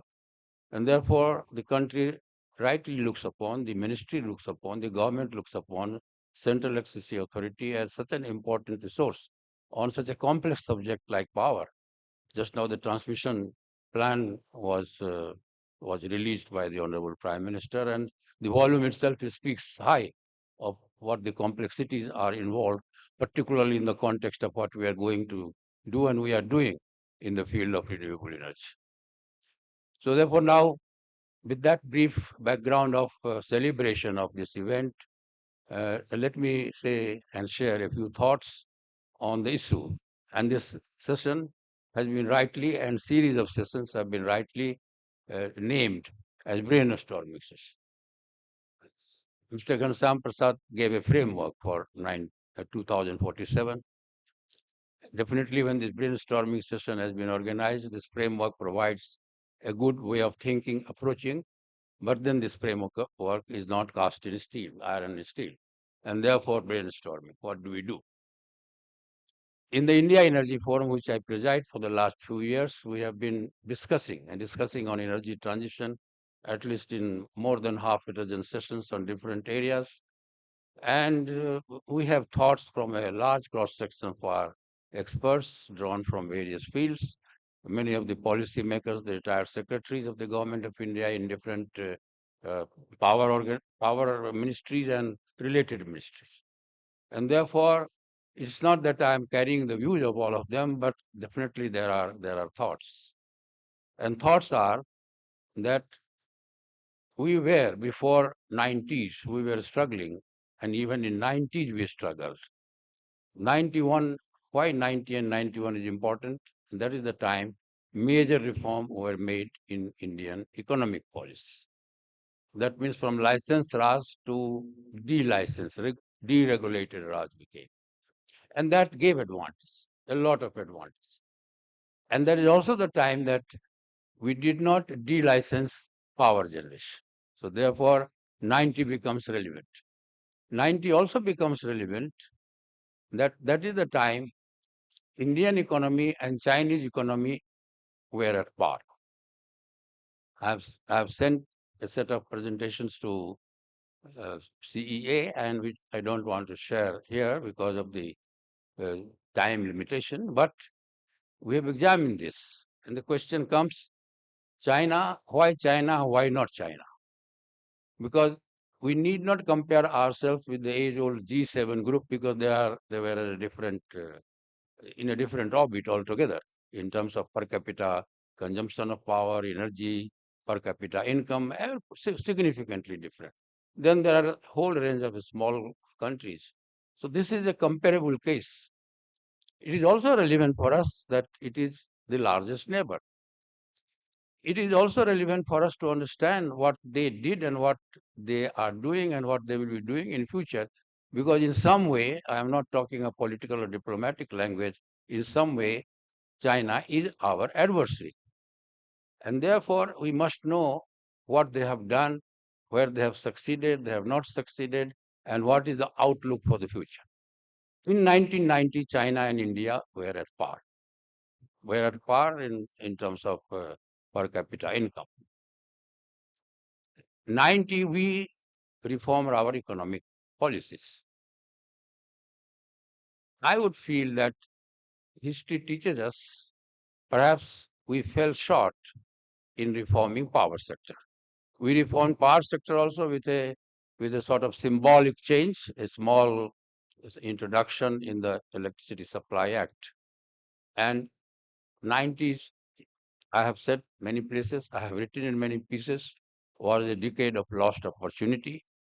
And if power does not provide the right support, then rest of the economic activity also will be on the same pace. And therefore, why we did not do much better than we could have done because of us. I have been in sector for many years, many decades, and therefore all of us should take that responsibility with all humility, that this is a sector which needed a little more of it. In any way, in 1999, under Mr. Vajpayee government, BJP, NDA, a very historic decision was taken in a group of some 10, 12 people with Mr. Pant in the Planning Commission, with Mr. Kumar Mangalam as Power Minister.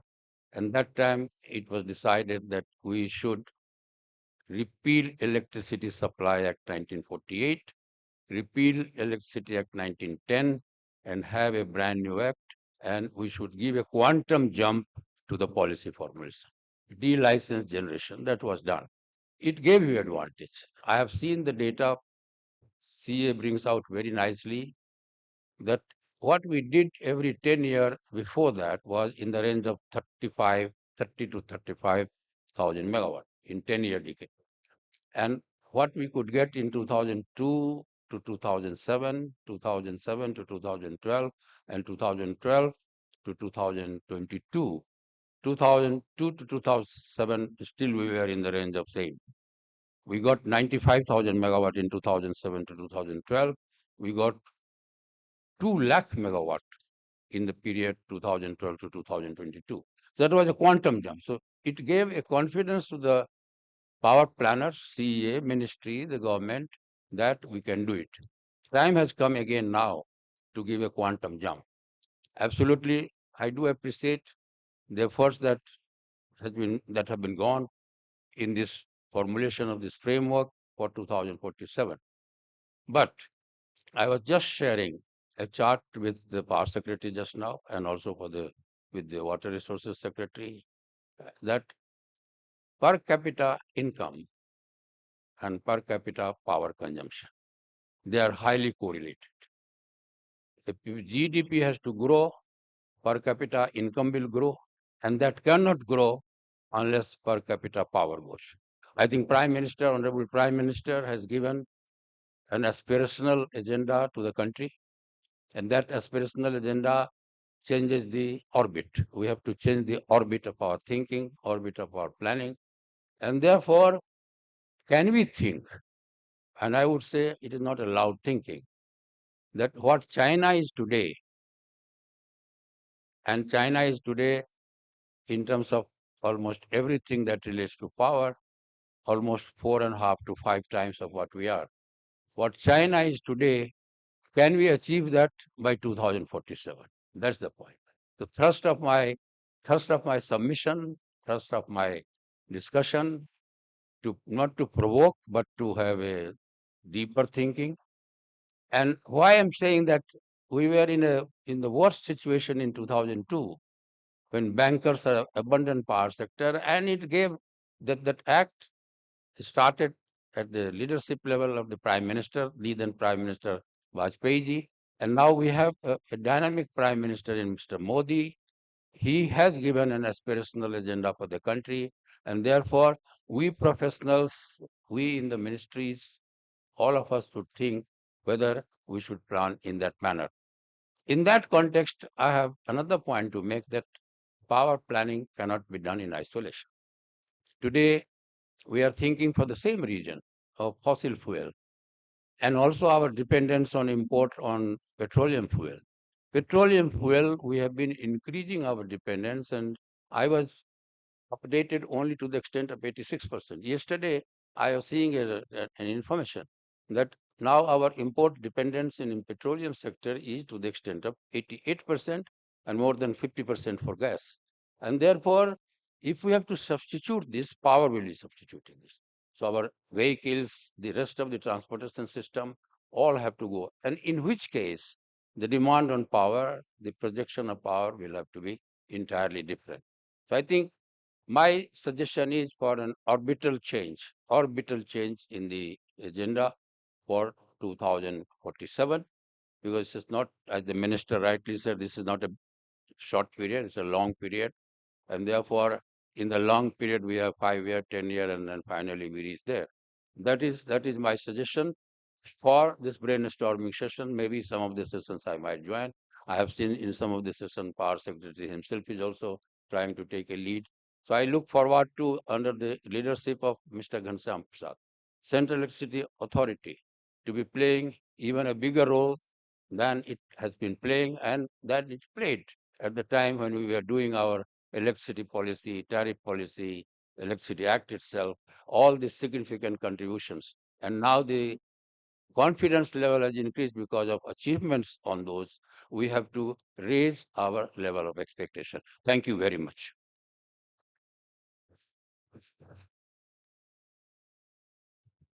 Thank you very much indeed, sir, for your valuable insights on this occasion. And now, ladies and gentlemen, we present a video message by Srimati Gauri Singh, Deputy Director General, International Renewable Energy Agency.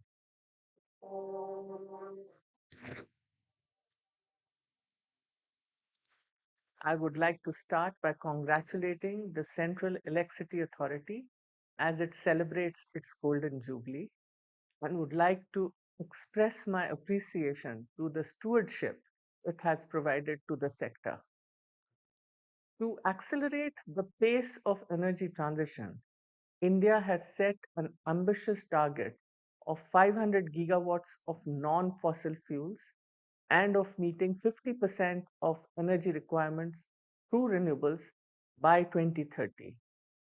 Policy and regulatory innovation would ensure that these goals are met and would also facilitate attracting low-cost capital, which is the key for ensuring affordability. India's one grid is a major strength. However, with increasing variable renewable power being added to the grid, planning and investments in the grid infrastructure would remain critical. Renewable sector in India has a strong private sector participation in manufacturing and deployment. policies that are supportive of developing a talent pool of skilled manpower will strengthen the resolve and bring better jobs for our youth. Again, I would like to congratulate CEA for completing its 50 years.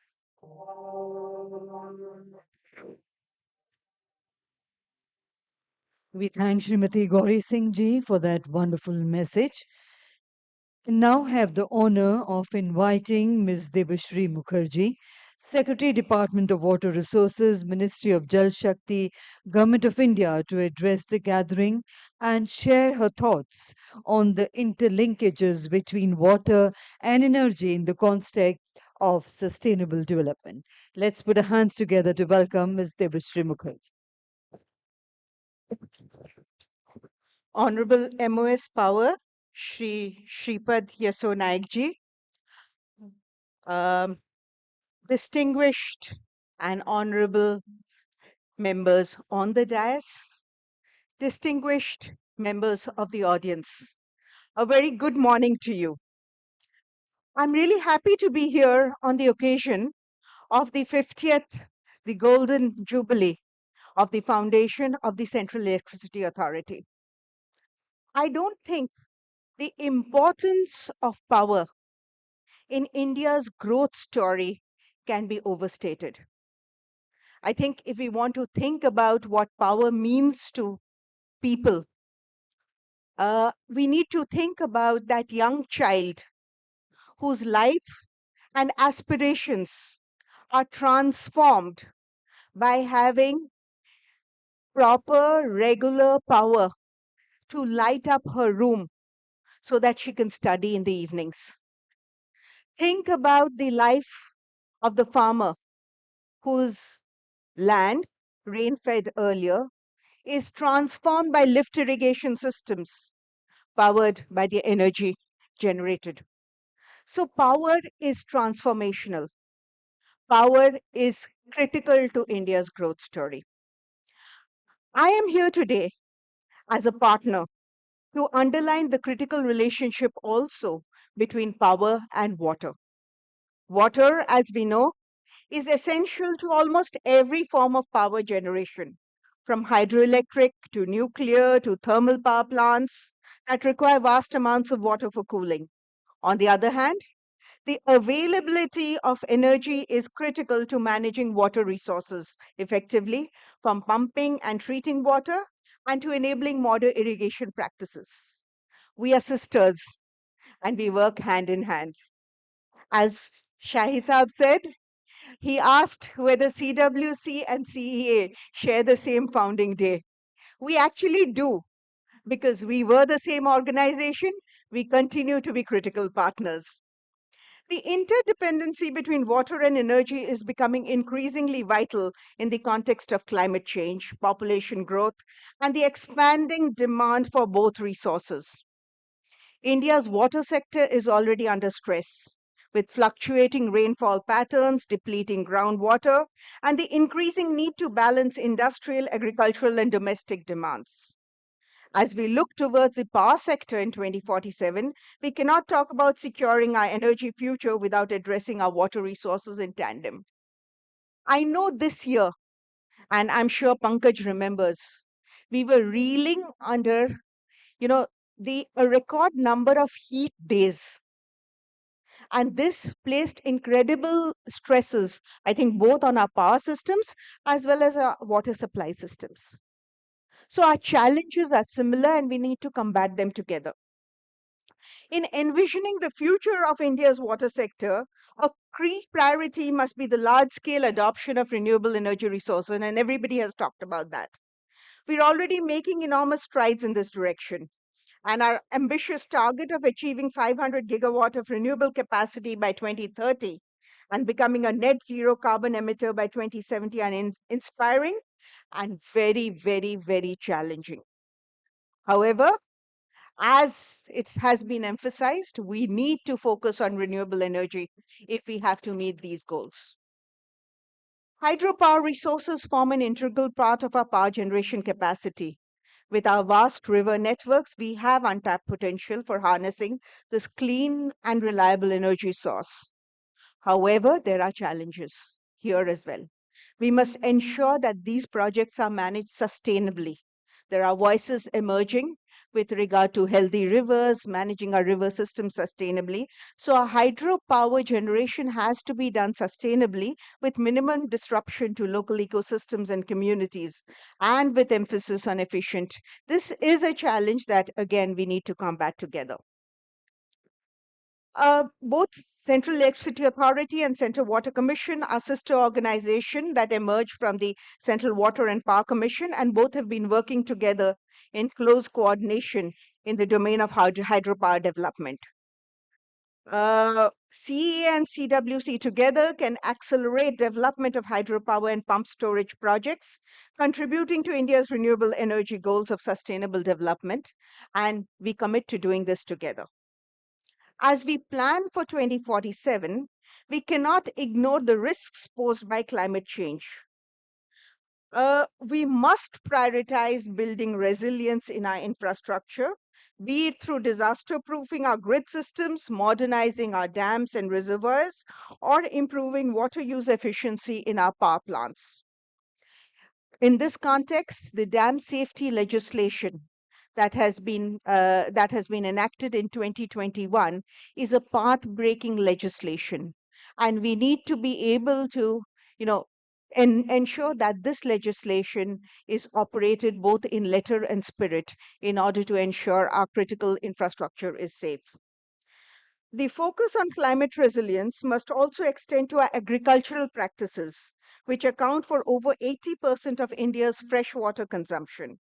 Energy efficient technologies in irrigation, combined with sustainable agricultural practices, will be crucial in alleviating pressure on both water and energy resources. I will, in this context, bring to your attention the huge energy needs that are, that pumping systems actually, necessitate.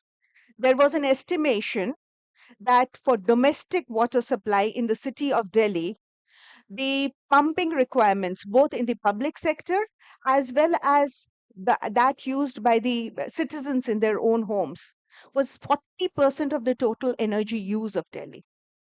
Now, this is again a multi-sectoral challenge. The other area that we're looking at is lift irrigation systems. Increasingly, as gravity systems, we have to a large extent exhausted our possibility of gravity-based systems. So lift is the future, but lift irrigation systems demand a huge amount of energy. So a multi-sectoral challenge is to be able to design and reduce power consumption, so that optimally design systems that can reduce power consumption so that these resources are used optimally. Today's brainstorming session, I'm sure, will help shape the strategic direction for India's power sector for 2047, focusing on sustainability, technological innovation, and robust policy frameworks. Our power sector is at a pivotal juncture, and as a partner, I stand here today, part of the deliberations, and I hope that by working together across sectors, regions, and technologies, we can ensure that we not only meet the needs of our people, but we do so in a manner that is sustainable, resilient, and just. I thank you and wish you all the very best. Thank you very much indeed, ma'am, for your enlightening words. And now, ladies and gentlemen, we present a video message by His Excellency Hervé Delphin, Ambassador, EU Delegation to India.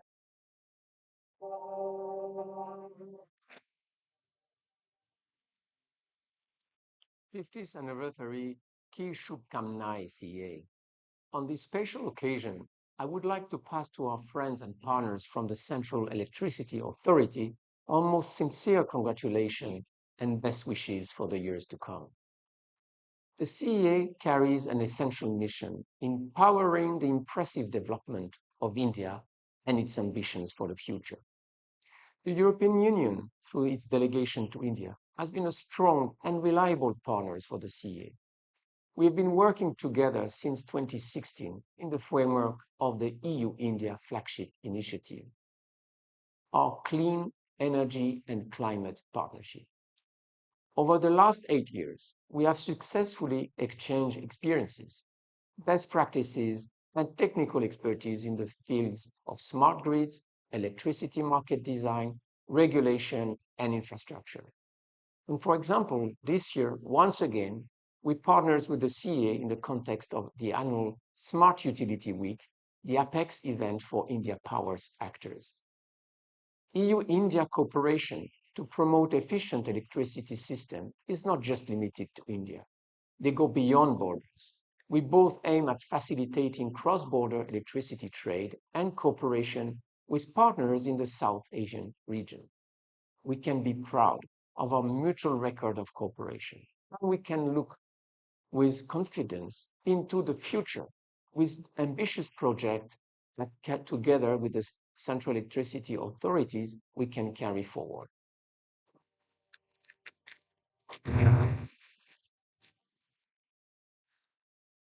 We thank His Excellency for the video message. And we have the privilege of having with us today Shri Prashant Kumar Singh Ji, Secretary, Ministry of New and Renewable Energy, Government of India, who will be addressing on the opportunities and challenges in the renewable energy sector as we work towards achieving a net zero India. Let's put our hands together to welcome Shri Prashant Kumar Singh.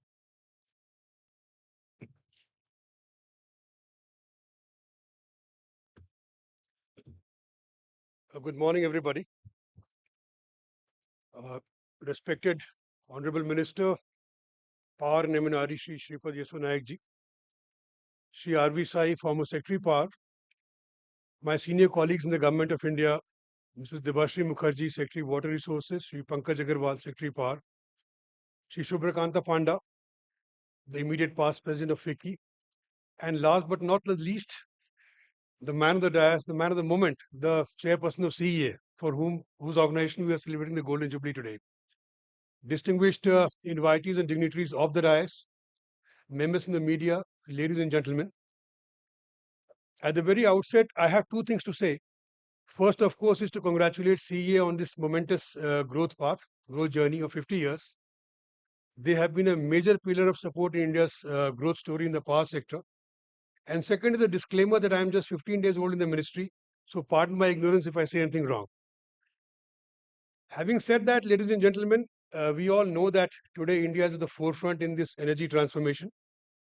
We are not only participating in this, we are actually, in a sense, leading this transformation. At this hour, we need to work collectively. We need to work with speed and with scale. October 21, COP26 at Glasgow, the Honorable Prime Minister of India made a very bold statement. A bold statement announcing the Panchamrit, one of which was, of course, 50 megawatt of non-fossil capacity by 2030. Had this announcement been made 10 years earlier, people in this hall would have fainted. But the way the things have developed in the RE sector, I can share some statistics with you. The RE capacity, which was just about 76 gigawatt in 2014, is today close to 210, just a shade short of 210 gigawatt. And with that, I think achieving 500 gigawatt doesn't appear to be an impossibility. A major part of this will come from solar. Solar, which was just 2.6 gigawatt in 2014, today is about 91 and is poised to be close to 300 gigawatt by 2030. Wind, of course, there's a growth story. I mean, 21 gigawatt to close to 47 gigawatt. But the beauty is that while there is demand being propelled by PM Surya Ghar scheme, PM Kusum scheme, other RE-enabled initiatives, the manufacturing capacity in which India had been lagging behind is now catching up real fast. Be it the PLI scheme in the smart high-efficiency solar power modules, the module growth story is again phenomenal. It was just about 2 gigawatt in 2014, just 2 gigawatt. Today it is 60. And by 28 end, though we are targeting 30, it will be crossing 100 gigawatt. A similar story is there in solar cells. almost, as we know, till about a year or two back, the entire thing was coming from China. The industry realized it, the private sector in India realized it, and something which was 1 gigawatt in 2014 is today close to 8 to 10 gigawatts. By March end in this financial year, it will reach 20 gigawatt, and by 2030 it will cross, I think, 70 gigawatt. Having said those numbers, what are the requirements? The major requirement is land and, of course, finances. Land, we have ample.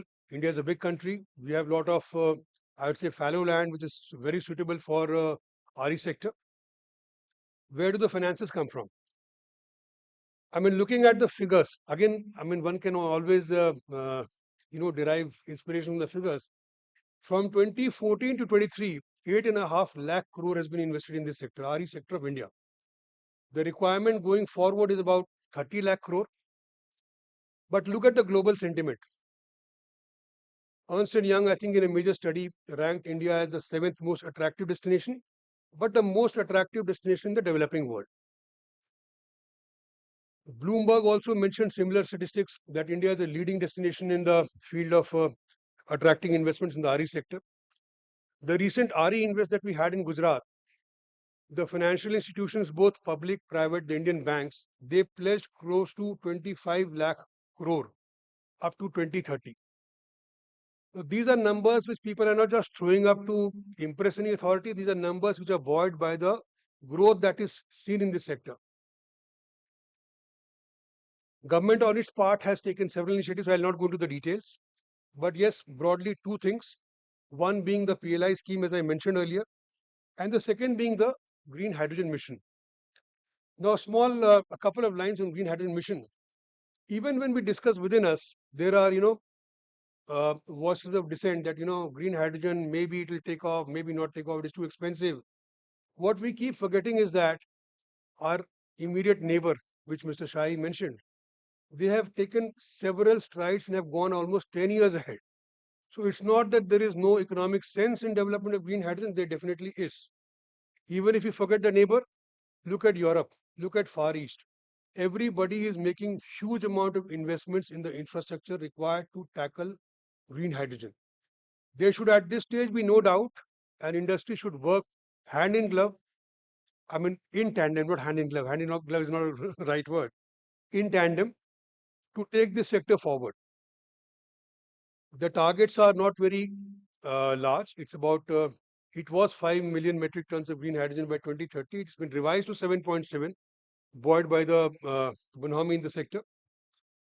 Close to 15 gigawatt of electrolyzer capacity. As we talk, we have already issued bids for 3 gigawatt in electrolyzers and about 0.4 MMT of green hydrogen. Several pilots are coming up in the hard to abate sectors like steel, shipping, transport. In fact, let me recall one anecdote. I mean, there was this gentleman from Germany whom I met in the International Solar Festival recently. What he told me was that he was amazed by the changes that have happened in the space of green hydrogen in India in the last 1 year. So that coming from a person who's himself bidding out green hydrogen was actually, noteworthy.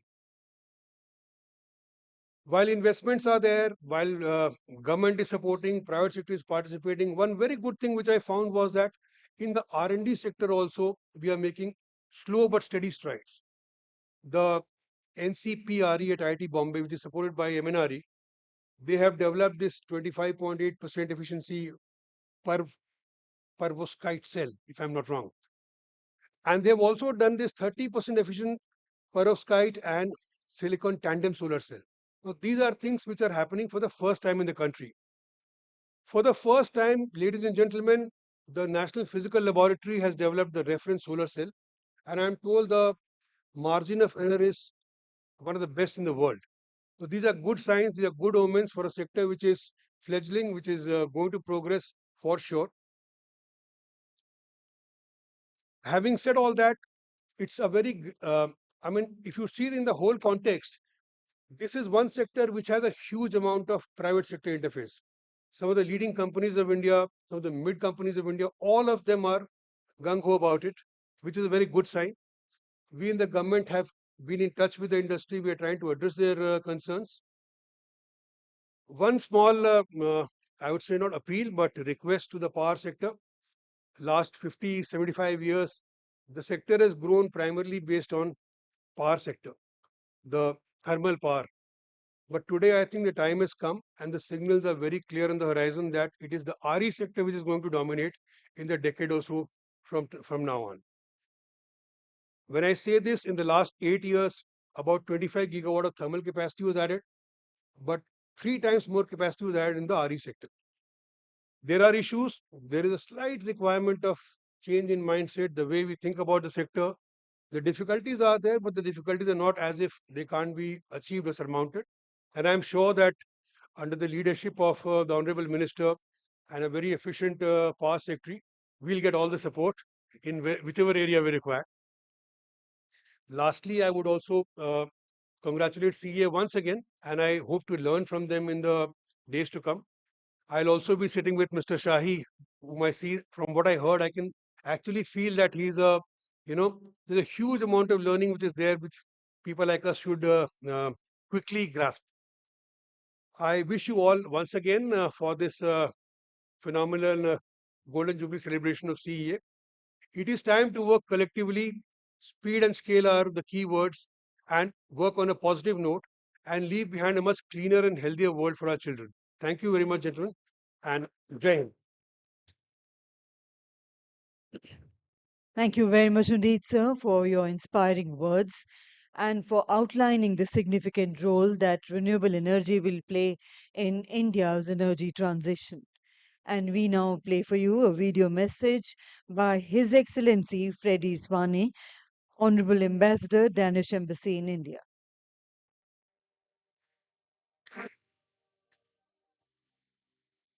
Namaste. I'm the Danish ambassador to great, good, and green India. I send my best wishes to CEA, who is a leading agency in India's green transition. We know that power is something that we all will need, electricity. It has to be cheap, it has to be reliable. And therefore, it's so important that we are working closely with the Indian authorities. We have the Green Strategic Partnership, which is not to tell India or the Indians to do that or not that. We are here to inspire you. And our collaboration with CEA is so important. And in cooperation, we have developed and are developing the first power outlook for India. May that inspire all of us. I wish you a happy day. Dhanyavad.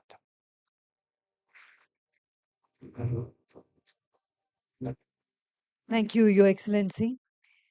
And now, ladies and gentlemen, I have the privilege to invite Shri Pankaj Agarwal, Secretary, Ministry of Power, Government of India, to kindly share his thoughts on the vision for India's power sector and the initiatives that are being undertaken to support the transition to a cleaner and more resilient energy system.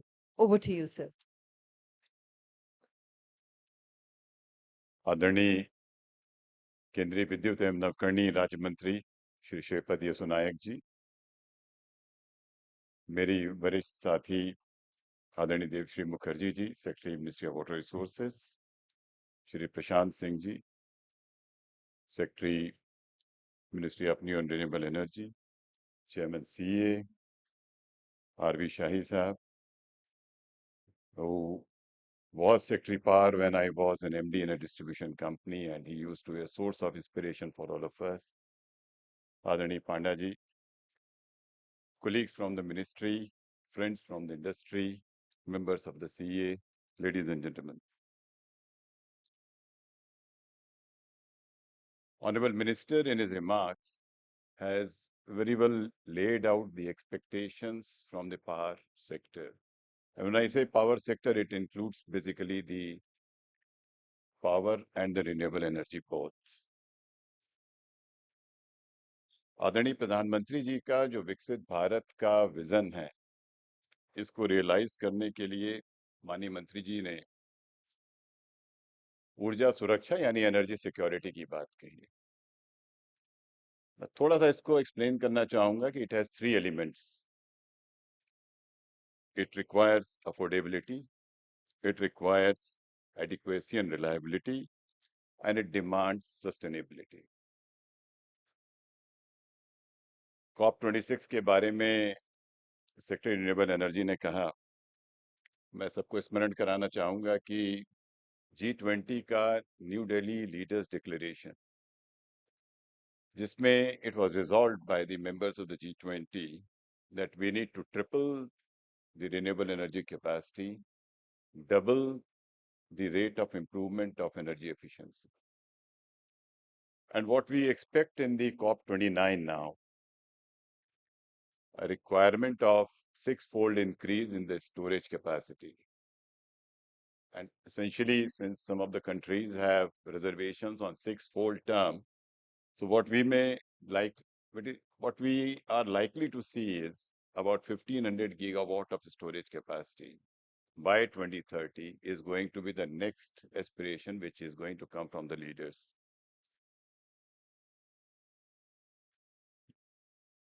CA ने बड़ी अच्छी CA brainstorming plan की है. मैं 2 बातें इसमें खास तौर से जोड़ना चाहूंगा. आपने स्मार्ट डिस्ट्रीब्यूशन की बात कही है, लेकिन मेरे विचार से सबसे महत्वपूर्ण विषय या इतना ही महत्वपूर्ण विषय financial viability of distribution companies भी. They are the source of cash in our economy, in our energy economy.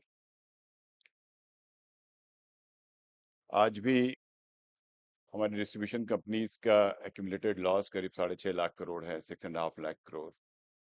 Their debt is of the order of 6.75 lakh crore. How do we go forward? That is one issue, probably maybe during the course of this conference or maybe subsequently in separate sessions, we need to actually deliberate very thoroughly with all the industry stakeholders and the state governments. दूसरा issue जो variable renewable energy के साथ है वो forecasting का है. Whether it is weather forecast or it is basically the forecast of the renewable energy. I have been iterating this issue in various forums, and on my request, I think the chairman CA has also taken initiative to develop the indigenous forecasting models, particularly for the renewable energy. Though we have a robust forecasting model on the weather side, which is being operated by Department of Earth Sciences. आपने thermal energy के बारे में बात कही, मैं nuclear energy के बारे में भी सबको स्मरण दिलाना चाहूंगा. While we discuss basically the maybe eventual phase down of the thermal capacities, we also need to invest in the nuclear capacities. We are in a very blessed situation today. The 700 megawatt reactors, which are totally indigenous with the local supply chain, very, very stable. I think there is high time to implement the 700 megawatt units in fleet mode. Right now, we are looking at something like 16,000 megawatt as a total capacity by the end of 2030, 31. But I think our aspiration has to be in excess of 50,000 megawatt going forward. Transmission. आज national electricity plan volume 2 आज घनश्याम प्रसाद जी ने release कराया. Worldwide transmission is a major issue. This morning I was looking at the IEA report 2024, जो उन्होंने renewable energy का outlook publish किया है. That says 1,650 gigawatt of renewable energy capacity is waiting to be connected to the transmission system across the world. मैं 2 बातें यहाँ पे कहना चाहूंगा.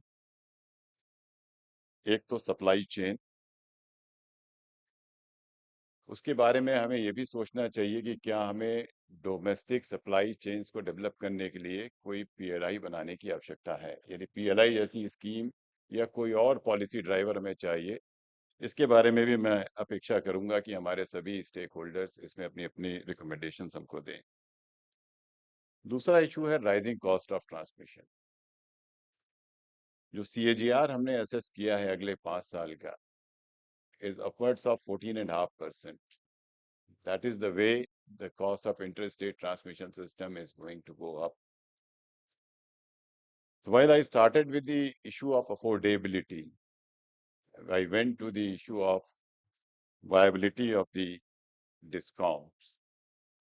We also need to also appreciate that what is the cost of electricity supply to the industry and the consumers at large. And to optimize such cost, I think we have to optimize the cost of the entire value chain. एक विषय जो हमारे different dignitaries ने अपने video messages में उठाया वो था इलेक्ट्रिसिटी मार्केट्स का. I would also request Chairman CA to create an opportunity in this session, in this conference, or maybe a separate opportunity which would be dedicated on the electricity markets, the introduction of the financial products in the electricity markets, and the new systems of dispatch that we can actually think of. Geothermal energy के बारे में अभी हम लोग के यहाँ उतनी चर्चा शुरू नहीं हुई है, लेकिन विश्व के कई देशों में जियोथर्मल एनर्जी के विकल्प पर भी अब काफी बातचीत हो रही है. मैंने बहुत सारी अपेक्षाएं अपनी आप सबके सामने रखी हैं. I hope this conference results in concrete deliverables and actionable points. I wish you all very success. Thank you so much.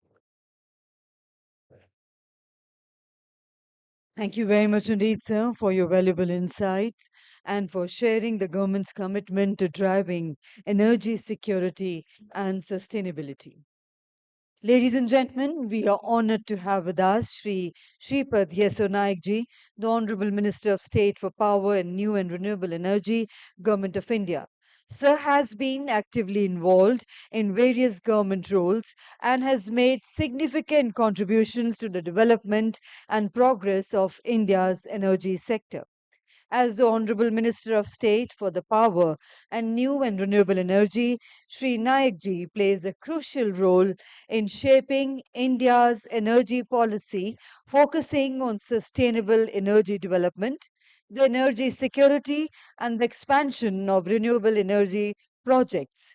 And it is now my proud privilege to invite the Honorable Minister for his address and to kindly share the vision for integrating renewable energy and strengthening Indian energy mix. Let's put our hands together to welcome Shripad Yeso Naik ji for his address.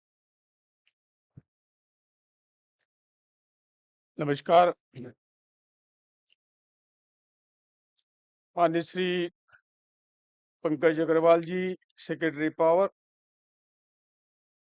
Mrs Devashree Mukherjee ji, secretary department of water resources, Shri Prashant Kumar Singh ji, secretary renewable energy,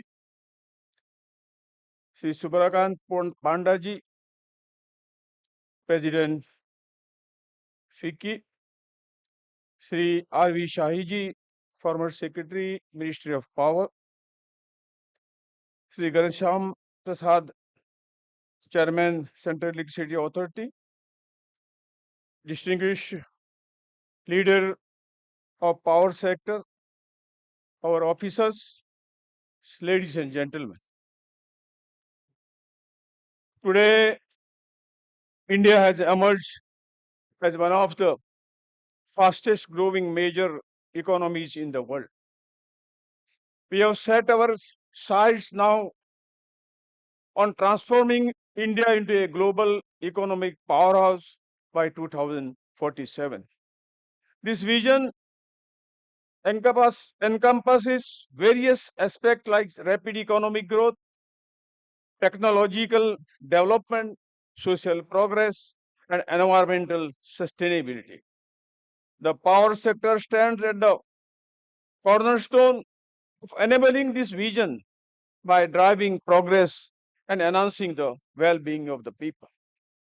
India has made remarkable strides in ensuring the reliable and affordable electricity access for all citizens. Our installed capacity has grown nearly 80% in the past decade, and we are among the top electricity producers globally. We have remained steadfast in the transition towards the clean energy, achieving the fastest pace of renewable capacity addition amongst all major economics. We have expanded and strengthened our transmission and distribution infrastructure, keeping the pace with the rapid capacity addition. The government's ambitious initiative have also been instrumental in electrifying even the most remote area of the country. Going forward, the electricity landscape is expected to undergo a transformative shift as the Indian government has demonstrated a steadfast commitment to sustainable development. This necessitates us to delicately balance the growing energy demands of our economy as well as safeguard the environment for future generation. Hence, it will be critical to meticulously plan the future development of our power sector to align with these emerging priorities. In this context, we need to quickly shift towards a more diverse and cleaner energy mix driven by our ambitious sustainability target. Significant investment will be needed in renewable technologies, energy storage solution, and grid modernization. A robust transmission system will also be necessary to evacuate and integrate these new generation capacities with the grid. At the same time, we must focus on developing new skill, regulatory frameworks, and market structure to manage the evolving energy landscape. The role of Central Electricity Authority will be pivotal in the shaping the transformation of power sector.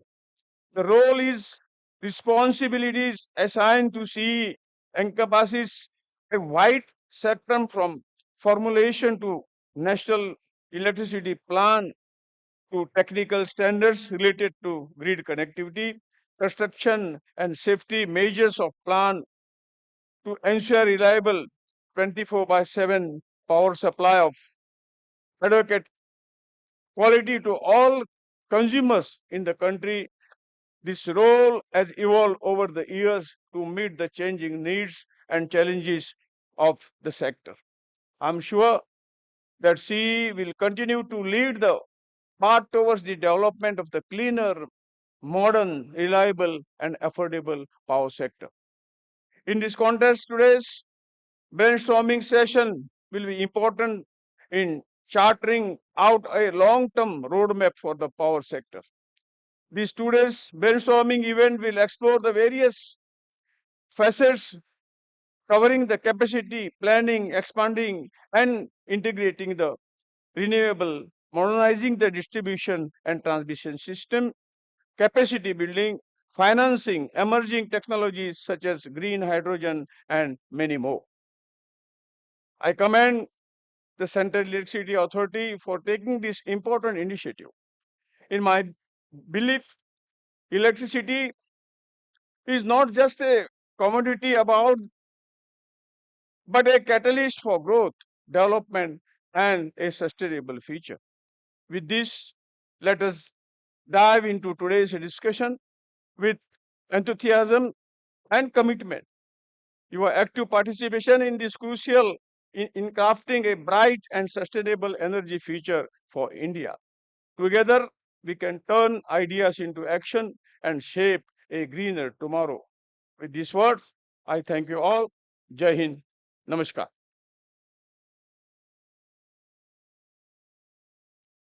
Thank you very much indeed, sir, for your inspiring address and for reinforcing the importance of renewable energy integration in India's power sector.